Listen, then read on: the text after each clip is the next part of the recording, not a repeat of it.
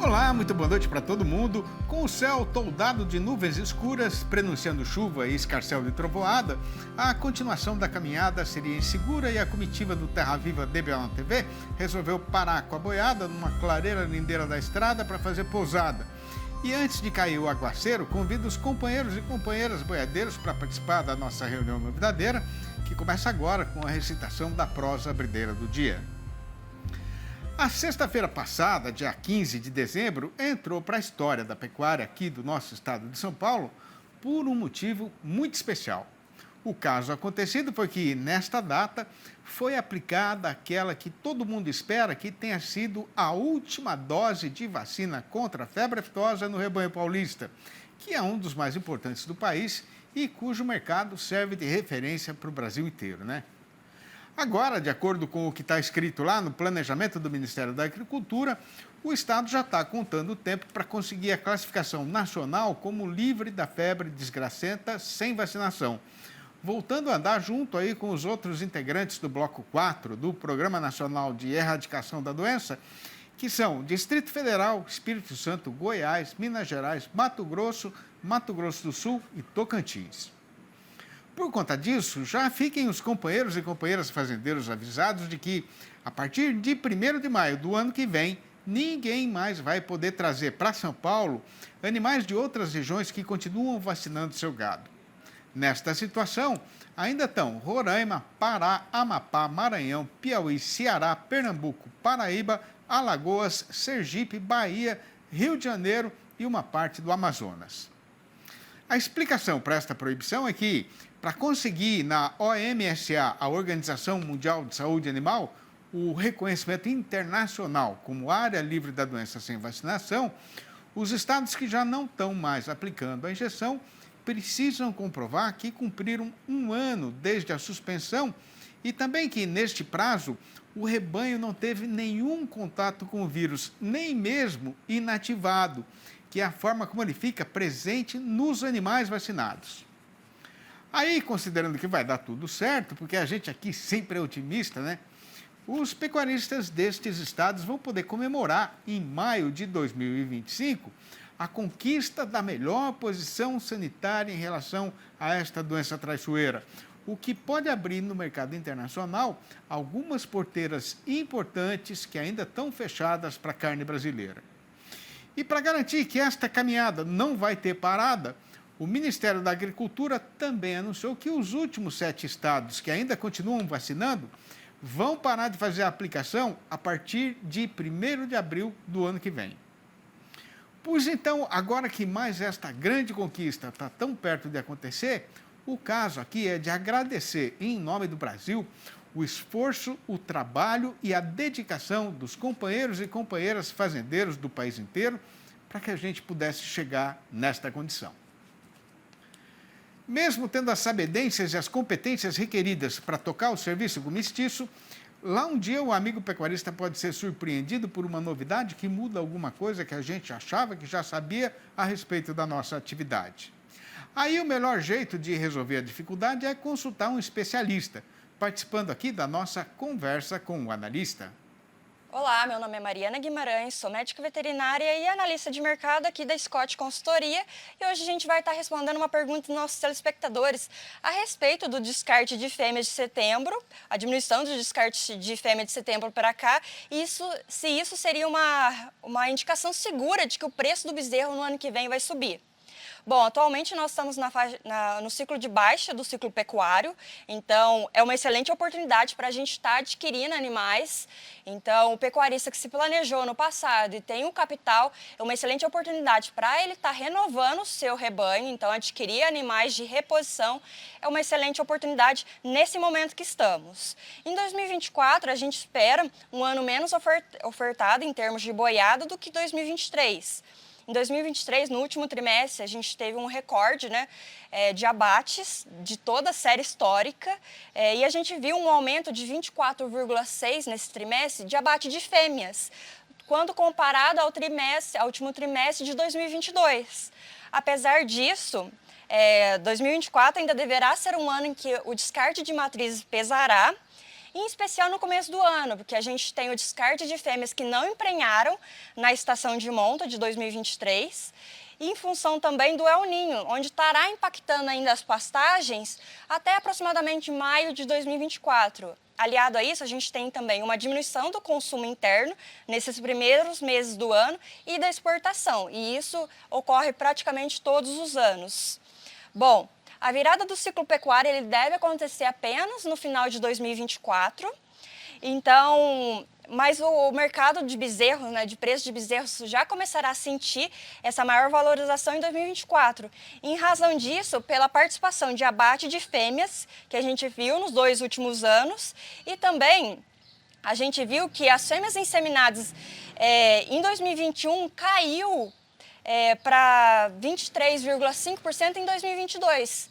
Então, a gente viu uma diminuição de fêmeas inseminadas em 2022 e isso vai refletir agora, no próximo ano, né, onde a gente vai ver uma diminuição de bezerros desmamados no mercado. Então, isso poderá melhorar a valorização dessa categoria de animal.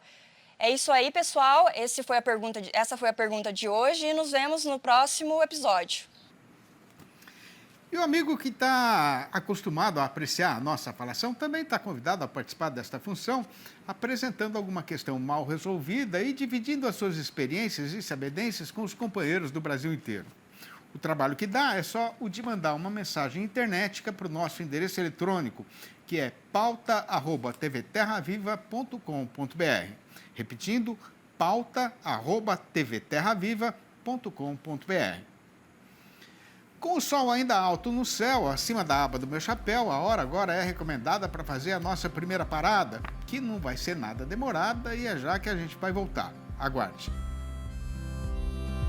O nascimento da bezerrada na fazenda, seja no leite ou no corte, representa o sucesso de uma longa empreitada, que foi começada bem antes, no planejamento da temporada de reprodução e na escolha dos cruzamentos mais indicados para conseguir o melhor rendimento dos touros e das matrizes e, logicamente, o aumento da qualidade genética da boiada, Mas, para garantir que os animais recém-nascidos possam cumprir a sua função de crescer com saúde e produzir de acordo com a sua vocação, muita coisa ainda precisa ser feita e o cuidado no tratamento do umbigo é uma das que merecem especial atenção.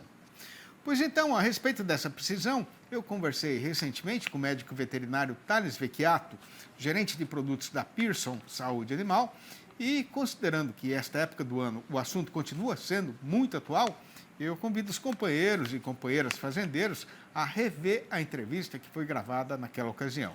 Confira. Boa noite, Thales. Obrigado por você ter aceitado o nosso convite para essa entrevista aqui na televisão. Seja muito bem-vindo mais uma vez no nosso arranchamento eletrônico. Olá, Sidney. Boa noite. É um prazer estar contribuindo com vocês aqui mais uma vez. Prazer é nosso. Ô, Thales, a gente tem aí uma ideia do tamanho das perdas de bezerros no Brasil por conta aí de problemas de saúde nos primeiros meses de vida? Olha, Sidney, na verdade isso é um prejuízo incalculável, porque a gente pode ter prejuízo no desenvolvimento do animal, a gente pode ter um prejuízo na imunologia desse animal, ele tende a ficar mais doente no decorrer da vida, mas principalmente o maior prejuízo é a morte desse animal, que se o umbigo não for curado na hora certa, no momento certo, ele pode ser contaminado, entrar bactérias ali e ter o prejuízo aí. Você esperou praticamente 9 meses para colocar todo o seu produto ali, em poucos minutos esse animal vira morrer. Então o prejuízo vai desde o desenvolvimento até a mortalidade, a fatalidade do animal. Ô, Thales, detalhando um pouquinho essa ideia que você falou aí, o que é que pode acontecer com o bezerro se o tratamento do umbigo não for bem feito? Na verdade, o umbigo é a porta de entrada de todos os nutrientes enquanto ele estava na barriga da mãe com a própria mãe, Então, a hora que rompe ali, fica exposto veias, artérias, e ali a bactéria esse animal cai no ambiente, contaminado, então, em contato com a terra, com as sujeiras do ambiente, a bactéria entra e ela pode se alojar no pulmão, pode se alojar no rim, pode se alojar no fígado, pode se alojar no estômago e principalmente também no coração. Então, o animal desenvolve um quadro de septicemia, uma infecção generalizada. Então, ele vai começar, a princípio, ficar mais prostrado, cabeça baixa. Ele não vai mamar o colostro, que é fundamental nas primeiras horas. Tende a ficar mais deitado, amuado, e aí entra num quadro de desidratação, seguido por essa septicemia, essa infecção generalizada e tende a morrer em algumas horas ou dias.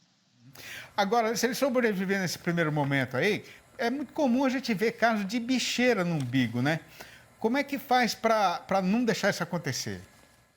Olha, Sidney, é fundamental quando esse bezerro nasce, o funcionário da fazenda está acompanhando o parto da vaca, está vendo ali que está no momento entre mãe e filho.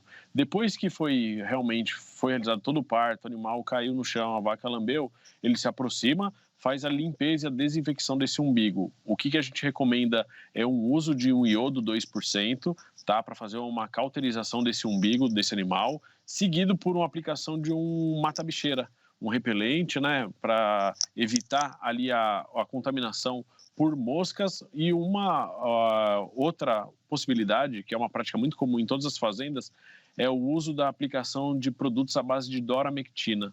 Ele é um indectocida, tá, que funciona como uma proteção, ficando no organismo do animal por 30 dias e evita com que esse animal tenha um quadro de bicheira no decorrer desse período. Então, é fazer a cauterização com iodo, é aplicar um mata-bicheira, seja ele roxo ou prata, e junto com isso, a aplicação da doramectina no 1 ml ao nascimento. Agora, Thales, de quanto em quanto tempo, né, esse curativo, digamos assim, do umbigo deve ser trocado, deve ser refeito pelo pessoal de manejo? Olha, Sidney, se ele for feito de uma forma rápida e precisa e com a aplicação correta, ou seja, você tem que abrir o umbigo desse animal, jogar o produto por dentro e mergulhar esse umbigo aí. O ideal seria fazer por 2 dias, mas a gente sabe que na prática é difícil laçar o bezerro no mesmo dia ou no dia seguinte. Então a recomendação é que seja feito de uma vez só, com a forma mais correta possível, tá? E aí, em casos de chuva, a gente está entrando numa estação chuvosa agora, a tendência é que o aumento de mosca ocorra e, com isso, aumenta a predisposição de bicheira, de miíase. Então, o ideal aí seria realmente fazer a visita na maternidade pelo menos aí de 1 a 3 dias. Então, faz a cura do umbigo e volta nessa maternidade por mais 2 dias, observando se nenhum animal bichou, que pode acontecer. A vaca, à medida que você trata, se jogou ali um iodo, se jogou uma mata-bicheira, a hora que você solta com a vaca, as vacas tendem a lamber ali e às vezes sai o produto. Então esse animal tende a bichar nos próximos dias. Por isso que o uso do indectocida é fundamental para ajudar nessa limpeza, e aí a manutenção vai fazer em até 3 dias na maternidade. Thales, quanto tempo normalmente deve demorar para o umbigo secar e cair, aquele restinho que fica no corpo do animal? Aproximadamente aí, com o uso do iodo, tem uma desidratação natural desse umbigo e aí ele cai em até 1 semana. Em alguns casos, com o uso do mata-bicheira, aí vai demorar mais um pouquinho, em até 10 dias. Mas depois que ele está seco, está só pendurado ali ele não corre mais nenhum risco. Por isso que é importante abrir, jogar o produto dentro, jogar o produto por fora, que aí está garantido a limpeza e a prevenção de qualquer infecção, e principalmente da miíase, que é comum nos umbigos dos bezerros. Enquanto esse pedacinho do umbigo está seco, não precisa ir lá tirar, mexer, cortar, não, né, Thales? Não precisa fazer nada. O que a gente recomenda é, se o umbigo estiver muito grande, o ideal é cortar ele com 2 dedos da base. Então, aqui está o corpo do animal, você encosta 2 dedos e aí você faz o corte embaixo. Fez a aplicação, depois que secou, ele vai cair naturalmente. Agora, depois que caiu o umbigo, né? O pecuarista ainda precisa tomar mais algum cuidado em relação a essa questão? Olha, o umbigo é a porta de entrada, então é muito comum, se ele não for bem tratado, quando a gente pega o animal e encosta a mão ali no umbigo, ele está grosso. Se ele estiver grosso, é que a infecção surgiu em algum momento, mas foi controlada pela aplicação dos produtos, mas a bactéria circulou por alguns momentos.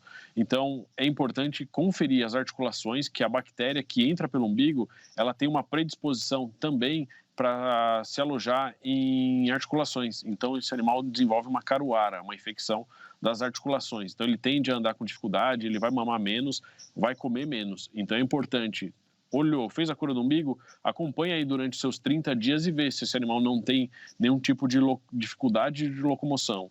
Se ele tiver, usar um antibiótico associado a um anti-inflamatório, resolve na hora e esse animal tem uma vida normal aí pela frente.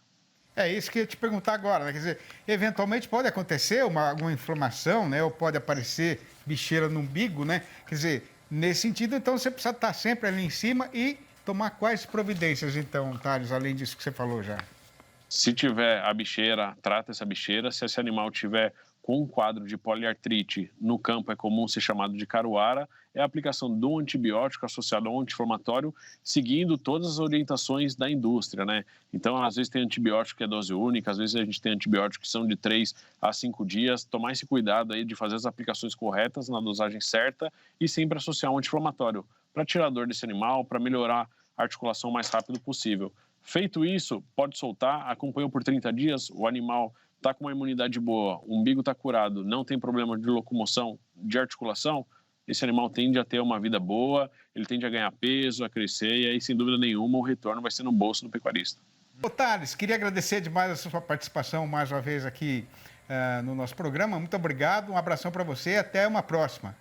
Sidney, eu que agradeço, é um prazer contribuir sempre com a pecuária. Eu estou à disposição, a Pearson está de portas abertas e sempre que precisar a gente está por aqui. Obrigado, boa noite, um abraço a todos. Tá certo, então, e veja a seguir. Faltando agora só uns poucos dias e mais umas horas para a grande festança natalina, o trabalhador brasileiro, que este ano tem uma sobrinha de dinheiro na algibeira, já está fazendo a preparação da comemoração e da comilança, que vai ser em roda do braseiro, com carne bovina em cima da churrasqueira. É um minutinho só e a gente já volta. A praça já está pedindo boiada de novo, o comprador está querendo enrolar o nosso povo na negociada da zebuzada e, sendo caso de urgente precisão tomar alguma providência para não deixar a situação ficar complicada, a gente passa a fazer aqui a recitação e a dar a sabedência aos companheiros e companheiras boiadeiros da cotação verdadeira do gado engordado que por nós foi apurada no mercado.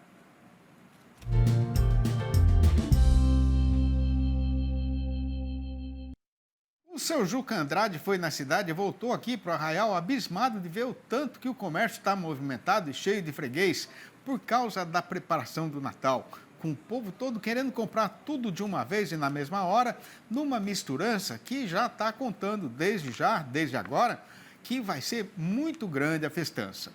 O caso é que este ano o orçamento do trabalhador brasileiro está menos apertado e, juntando o 13º salário com os outros dinheiros, está dando para passar no açougue com mais frequência e para comprar carne bovina, né?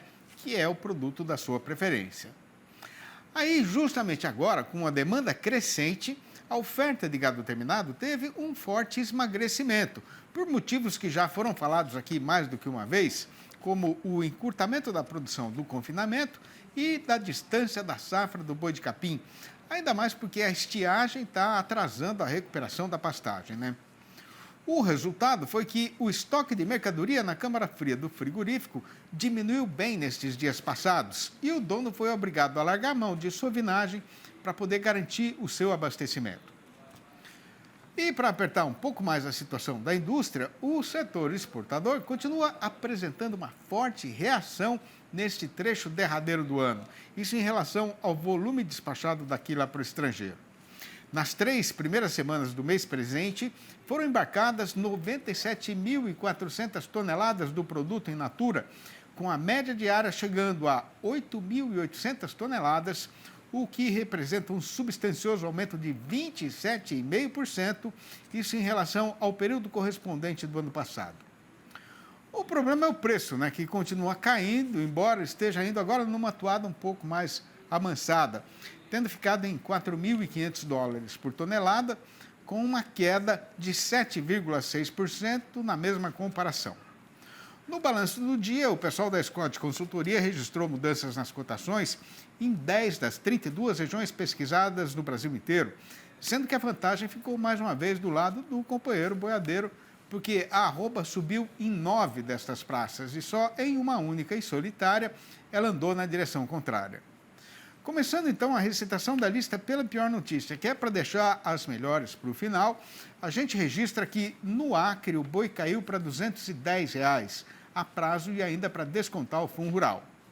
Já no sudeste de Mato Grosso, a arribada foi geral, com o macho indo para R$ 213 e a fêmea para R$ 195.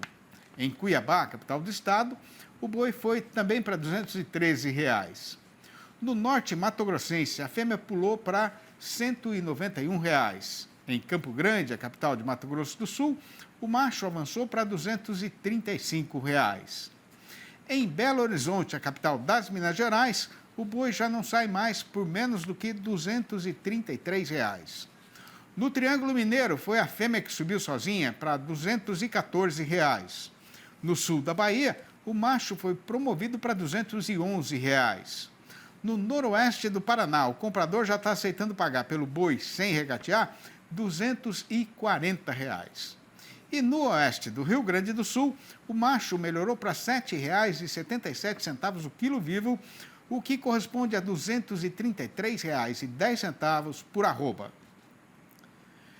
Para o povo da cidade, o sertão é só beleza e novidade, mas ninguém presta atenção na dureza da nossa vida. Aqui a lida começa de madrugada, a gente não tem fogão de botijão, água encanada na torneira, nem luz elétrica e geladeira. Na roça, todo dia, a comida é fria ou esquentada na fogueira. Eu tenho vontade de um dia largar o cabo de enxada e ir embora desse eito, mas na mesma hora meu peito fica apertado porque, apesar da dificuldade, é no chão deste sertão que está plantada a raiz do meu coração. Seja em qualquer tempo ou condição, de noite ou de dia, com sol a pino ou com o tempo em desatino, para um coração sertanejo a poesia é sempre consolação e alegria. E com a recitação desta prosinha rimada, de minha própria autoria, eu aproveito para recomendar mais uma vez aos companheiros e companheiras, boiadeiros ou não, a leitura dos 4 livros da minha série Versinhos de Caipira. Sendo sabedor de que quem está aí na frente da televisão é porque aprecia a nossa verdadeira cultura roceira brasileira, eu garanto que não vai ter quem não se veja nas histórias que neles são contadas. E quem quiser saber como fazer para comprar um exemplar ou a coleção inteira, pode ligar diretamente para o meu telefone particular, que é o 11 98 224 1807. Eu vou repetir, 11 98 224 1807. Ou mandar um e-mail para sidneymasco@uol.com.br ou ainda me procurar no Facebook. E assim a gente está por terminada mais essa jornada e já vai fazendo a despedida, mas antes de pôr a boiada de novo na estrada, já fica garantida a volta do Terra Viva DBO na TV para amanhã, às 6 horas e às 8h30 da manhã e de novo às 7h25 da noite. Um abraço para todo mundo e até lá então.